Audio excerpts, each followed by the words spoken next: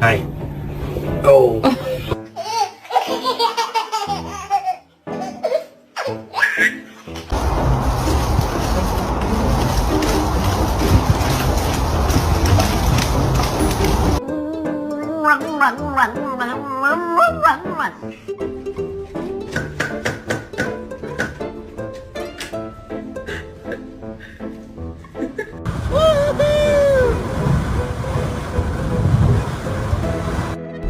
Baby, they were too busy for a pup cup.